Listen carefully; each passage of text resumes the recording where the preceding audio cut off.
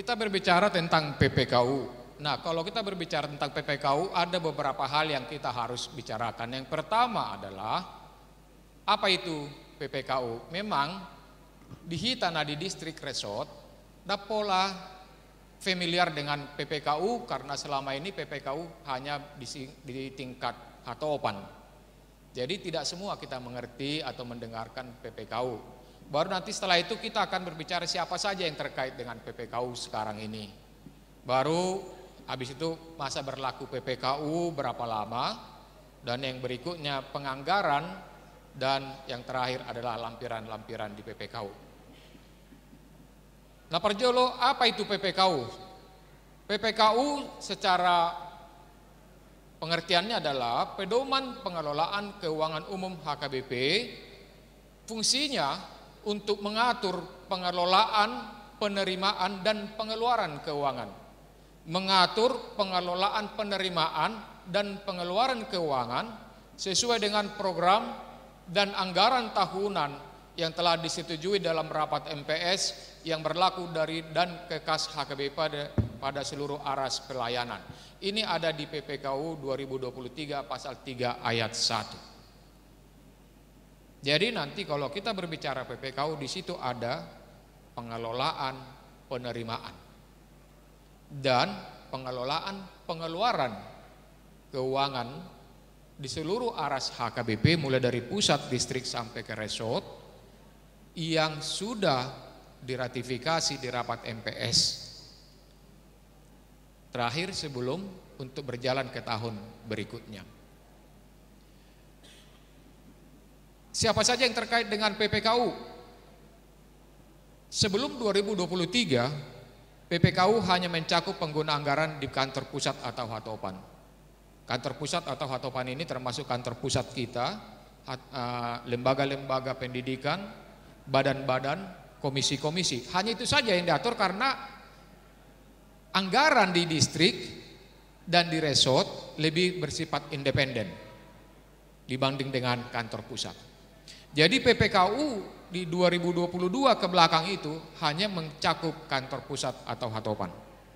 Tetapi dengan berlakunya sentralisasi keuangan di mana semua aras pelayanan menyetor ke kantor pusat, yaitu BPSK, maka PPKU sekarang mencakup seluruh aras pelayanan dari kantor pusat, distrik, dan resort yang terdiri dari balanjo semua pelayan dan pegawai, tahbisan dan non-tahbisan, serta pengguna anggaran di kantor pusat atau hatopan, distrik, dan resort.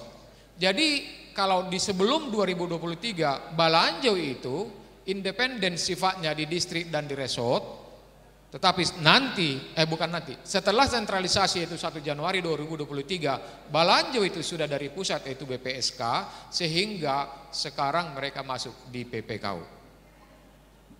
Nah, yang terkait dengan PPKU adalah pertama pengguna anggaran kantor pusat atau hatopan. Mencakup ini kantor Eporus, kantor Sejen, dan biro-biro di bawahnya, kantor kepala departemen dan biro-biro di bawahnya, lembaga-lembaga, badan dan komisi. Inilah yang di kantor pusat atau hatopan itu. Inilah yang ada di selama ini PPKU 2022 ke bawah atau ke belakang. Makanya di distrik dan di resort PPKU itu tidak populer atau bahkan mungkin tidak pernah didengarkan. Kami dulu waktu di MPSD di periode yang lalu hampir juga tidak pernah bersinggungan dengan PPKU karena tidak ada keterkaitannya. Pimpinannya di kantor pusat adalah Sekretaris Jenderal, itu ada di PPKU 2023 pasal 3 ayat 3 dan sampai 8. Poin 3 sampai 8. Pengguna anggaran distrik mencakup kantor preses, sekretariat distrik, kepala bidang dan rapat-rapat di tingkat distrik. Dan yang terakhir pimpinannya adalah preses PPKU pasal 3 ayat 9 dan 10. Dan pengguna anggaran resort mencakup pendeta resort, sekretariat bendahara, majelis resort dan rapat-rapat. Di dalam banyak perbincangan ataupun pertanyaan baik lewat telepon maupun lewat beberapa komunikasi lainnya, banyak yang menanyakan begini, "Bohado hami amang majelis resort, selilingun adong do dapat nami semacam ahamar corona teh kono saburo kono uang transport manang uang hamaleteon, tapi itulah kenyataannya. Ai dapat nami dupian non. Nah, jadi nanti akan kita lihat apakah majelis resort atau sekben masih ada enggak nanti penghargaan buat mereka, kita akan lihat. Pimpinannya di distrik dan resort adalah Preses PPKU pasal 39 sampai 10. Jadi begini ya Bang dan Inang, resort tidak independen, tidak langsung ke BPSK, tapi resort itu mengajukan nanti anggarannya lewat distrik. Kenapa lewat distrik? Karena seperti tadi sudah kita dengarkan, Preses itulah pimpinan regional yang mengerti situasi lebih dekat tentang distriknya dan resort-resortnya. Kantor pusat tidak akan bisa membayangkan bagaimana anggaran satu-satu resort, tetapi distrik mengerti. Contoh, bagaimana nanti satu resort itu misalnya memiliki 10 pagaran. Ada satu resort itu pagarannya walaupun 10 tapi dekat-dekat. Tetapi ada juga satu resort itu mungkin memiliki pagaran hanya 5 tapi mungkin hitungan puluhan kilometer. Jadi hal-hal seperti ini yang lebih mengerti itu adalah Preses. Sehingga Preses yang bisa mengerti nanti mengevaluasi anggaran yang diajukan oleh mereka, apakah itu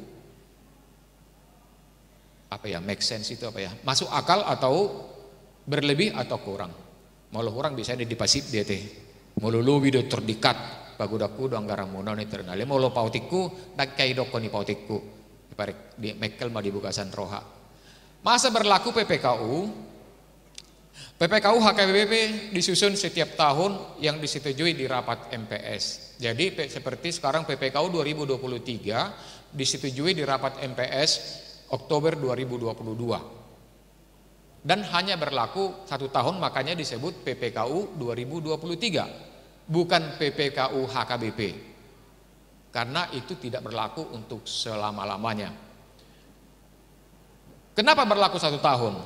Nah, ini pertanyaannya. Masa berlaku PPKU HKBP ditentukan selama 1 tahun karena di dalam PPKU itu terlampir seluruh anggaran HKBP selama setahun berjalan, termasuk Balanjo dengan segala tunjangannya, dan APB anggaran pendapatan dan belanja HKBP Hatopan, distrik dan resort. Kalau dulu di PPKU dulu tunjangan-tunjangan itu masuk di dalam pasal-pasal, sehingga setiap tahun direvisilah PPKU kita. Tapi mulai 2022 dan 2023, 2022 sudah berlaku kemarin dan 2023 juga sudah dibentuk seperti itu. Pasal-pasal utamanya itu hanya mencakup di dalam definisi dan undang-undangnya. Angka-angka dimasukkan di lampiran. Supaya apa Amang dan Inang? Supaya nanti utamanya ini pasal-pasal babnya ini tidak usah lagi perlu direvisi setiap tahun.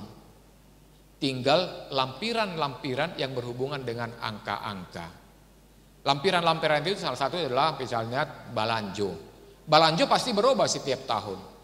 Bisa naik, bisa turun. Mudah-mudahan tidak turun. Tapi tetap mungkin juga. Tapi mau lo berat dan non terpaksa mungkin ada yang udah turun. Alai kan paling tidak ada perubahan di anggaran Balanjo karena minimum ada kenaikan berkala. Ada tambahan pegawai tahbisan dan non tahbisan, ada yang pensiun, ada yang mutasi, sehingga nanti pasti jumlah Balanjo itu pasti berubah, tidak mungkin tetap. Yang kedua juga nanti anggaran pendapatan dan belanja itu pasti berbeda-beda tahun ke tahun, sesuai dengan kebutuhan dan sesuai dengan kondisi keuangan. Alani itu buasa PPKU berlaku hanya 1 tahun. Penganggaran di PPKU. Dari sisi penganggaran di PPKU terdapat 2 hal utama, yaitu nomenklatur penerimaan dan nomenklatur pengeluaran. PPKU 2023 pasal 4 ayat 1. Nomenklatur penerimaan terdiri dari 12 jenis persembahan ibadah. Sudah kita botona teh. Da pola si hatabe aha 22. Baru keuntungan badan usaha HKBP disodon wae ketua badan usaha Tamang Pontas Pane. Mudah-mudahan mah cabe nasida boy panen 2 bulanan yang rote. Ai mana nam cabe rana sida wae mau 3 bulan naik ngaboy ra panen, mudah-mudahan mah adong keuntungan. Mudah-mudahan do pe ale undang-undang tang manuan cabe do pe nasida. Berarti dah ada untuk siarap penonton. Ati emang. Mudah-mudahan mah tahun naro ngaboy manuan cabe manang-manuhan kopi nasida. Baru uang sewa aset yang sedang dipakai yayasan. Kenapa kita pakai uang sewa aset Amang dan Inang? Undang-undang yayasan mengatakan yayasan tidak boleh memberikan keuntungan kepada kegiatan yang tidak berhubungan dengan kegiatan yayasan itu. Dan tidak boleh lagi memberikan keuntungan kepada pendiri. Itu undang-undang yayasan. Sehingga kalau pamannya nanti contoh kita memiliki sekarang dua mang ya, Yayasan Pendidikan Universitas HKBP Nomensen Medan dan Yayasan Kesehatan. Kalau seandainya pamannya Yayasan UHN memberikan kontribusi ke kantor pusat 1 miliar, tapi tidak ada hubungannya dengan pendidikan, mereka akan kena sebagai pemberi dan kita juga sebagai penerima akan kena sanksi. Nah, oleh karena itu karena tanah, bangunan dan semua yang mereka pakai itu masih milik HKBP, maka disebutlah bukan keuntungan tetapi uang sewa. Saya non uang sewa nih kampus UHN yang ada di Medan yang harus dibayar oleh UHN itu adalah pembicaraan dari pimpinan dengan yayasan. Yang berikutnya nomenklatur penerimaan ini adalah keuntungan lembaga-lembaga. Sebetulnya tidak juga secara ansih dikatakan keuntungan karena lembaga pendidikan tidak berbicara keuntungan karena itu bukan profit oriented, tetapi sisa anggaran mereka. Baru yang terakhir bantuan hibah yang tidak mengikat. Ini juga sudah dibicarakan tadi. BPSK sudah menyampaikan mereka akan mencari hibah-hibah, tetapi hibah-hibah yang tidak boleh mengikat. Contoh, jangan nanti calon presiden memberikan hibah kepada kita umpamanya 10 miliar alai kusude jemaat HKBP memilih dia, itu nggak boleh. Itu hibah yang mengikat dan lain sebagainya, contoh-contoh yang lain. Jadi kita menerima hibah tetapi prinsipnya tidak mengikat yang bisa merusak merusak HKBP secara visi dan misi. Itulah nomenklatur penerimaan. Sekarang nomenklatur pengeluaran. Nomenklatur balanjo dalam bentuk payroll mencakup satu. Nah ini banyak yang pertanyaan ini ke kami. Donang ditanggung di balanjo, ditabereng memang dah. Balanjo pertama adalah balanjo pokok pelayan. Yang kedua tunjangan jabatan. Jabatan di sini mulai dari Porus, Sekjen, Kadep, Preses, Pendeta Resort, Ketua STT dan lain-lain. Ketiga tunjangan keluarga, tunjangan suami atau tunjangan istri dan tunjangan anak-anak. Yang keempat tunjangan kesehatan, di sini lebih bersifat preventif, bukan pengobatan. Yang kelima tunjangan BPJS ketenagakerjaan. Kalau kita dilihat, bisa lihat nanti di BPKU, sebetulnya BPKU seharusnya sudah terdistribusi karena itu sudah ditandatangani OPUI secara resmi sehingga sudah berlaku. Tunjangan BPJS ketenagakerjaan nanti bisa kita lihat di sini yaitu kecelakaan dan kematian. Baru nomor 6 adalah tunjangan insentif pelayan. Tetapi saya pikir sudah diterangkan juga beberapa kali pertemuan, insentif pelayan ini kenapa dibuat menjadi yang terakhir karena memang masih jauh untuk bisa kita gapai di dalam situasi keuangan kita yang sekarang. Dan dana pensiun kita full timer kita baik yang tahbisan non tahbisan itu sudah dibayarkan langsung dengan ke DPLK sekarang ini yang DPLK yang ada perjanjiannya dengan HKBP. Itulah nomenklatur balanjo. Sekarang kedua nomenklatur anggaran hatopan itu di PPKU 2023 pasal 4.7 tidak kita diskusikan di sini karena kita berbicara sekarang di level distrik. Yang ketiga, nomenklatur distrik dan resort terdiri dari yang pertama biaya dan operasional kantor, dua biaya perjalanan pelayanan, contoh among preses ke resort-resort, pendeta resort ke huria-huria pagarannya, dan juga biaya full timer ke rapat distrik, ke sinode pendeta, sinode godang, rapat distrik pendeta, rapat distrik hatopan dan lain-lain. Dan yang terakhir biaya program. Tapi minta maaf Amang dan Inang, biaya program di sini tidak berarti seluruh program hak huriai ditanggung oleh kantor pusat, bukan. Tetapi lebih bersifat kepada program yang ada kaitannya dengan program dari pusat. Di sini bisa kita lihat nomenklatur yang dibutuhkan. Mungkin nanti kalau ini terlalu kecil, kalau ada yang membutuhkan secara Excel untuk mudah dipergunakan, bisa diminta ke panitia karena kami sudah distribusikan ke panitia. Nomenklatur distrik sama nomenklatur resort bisa diminta ke panitia, dan saya pikir juga sudah kita distribusikan itu di dalam pertemuan waktu yang di Cijantung. Nah, inilah yang membuat PPKU itu berlaku hanya untuk 1 tahun, yaitu lampiran-lampiran PPKU. Lampiran PPKU itu balanjo, berlaku kepada semua pelayan dan pegawai tahbisan dan non tahbisan.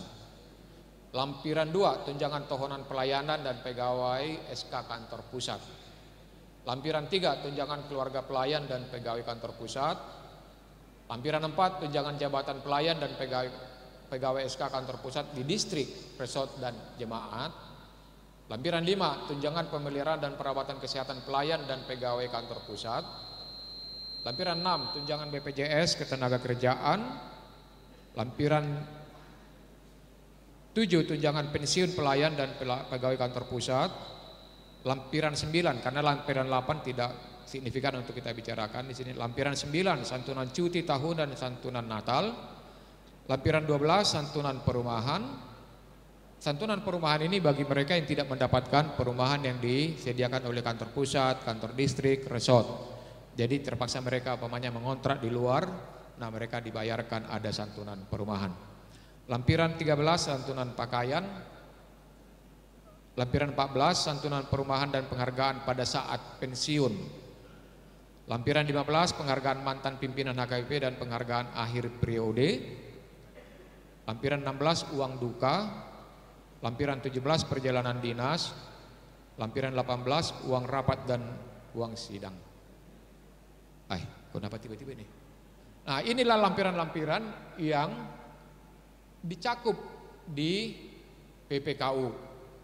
Dan lampiran-lampiran inilah yang mempengaruhi PPKU itu hanya berlaku 1 tahun. Demikian Amang dan Inang yang bisa kami sampaikan tentang PPKU, karena pasal-pasal berikutnya yaitu mulai dari bab 5 itu sudah berbicara tentang sentralisasi keuangan, sehingga kami tidak perlu lagi sampaikan di sini karena BPSK sudah definitif di kita, dan mereka juga tadi sudah pemaparan di awal tentang yang berhubungan dengan PPKU, tentang sentralisasi. Jadi demikian Amang Inang yang bisa kami buka sedikit tentang PPKU.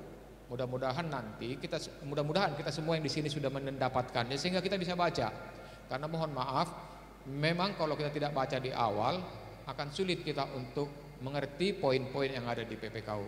Tetapi kalau kita sudah baca, maka akan dapat kita ikuti mana lagi tanggung jawab yang harus diberikan oleh tiap gereja, tiap resort, tiap distrik terhadap apa yang di luar yang 55%. Demikian Amang dan Inang, demikian Amang moderator nami, Pasat Mahabima Tuhan Mumse.